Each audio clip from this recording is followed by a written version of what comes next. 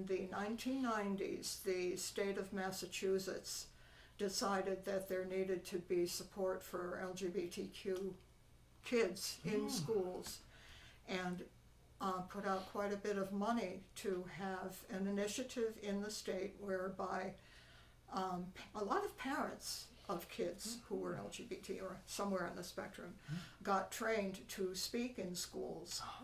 And then we had a series of meetings to train us to talk in a way that was positive for us and maybe enlightening for the schools we were going to. Yes.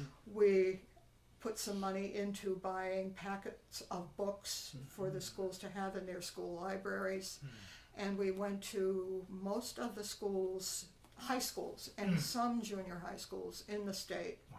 And gave presentations to the faculty, sometimes just to faculty, sometimes to faculty and support staff like the school adjustment counselors, sometimes to everybody who worked in a school. Wow, yes. Because we realized that even the janitor, even the people who worked in the lunchroom were people who should know and be supportive of any kids that were coming through the system.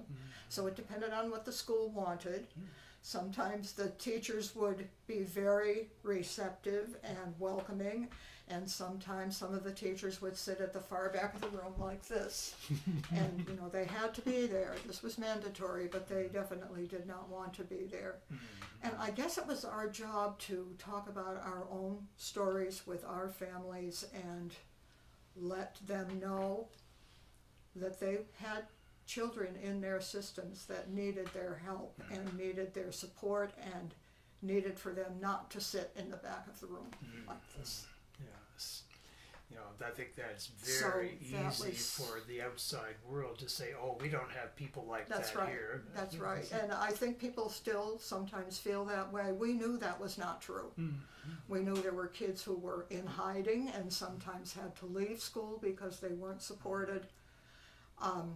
I am also a member of the Berkshire Coalition for Suicide Prevention, and I am a member of that also because I know that the statistics say kids who do not get support are at much greater risk for self-harm. So we wanted to make sure that we used that money that we were given from the state wisely, and we were trained on camera so that we could see what we needed to improve on or what parts of our message we were really getting across. So for, I think, 5 years, that program was in the state. Unfortunately, there is not such a program now, and I think we're, despite all the education that people have had and the media coverage and kids coming out more, we're still backsliding.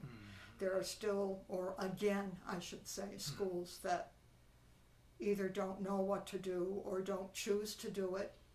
So it's still our job, even though it's not supported, that if we know there are families that need us in some way, either Stonewall or PFLAG or somebody talks to the schools and make things right for our kids.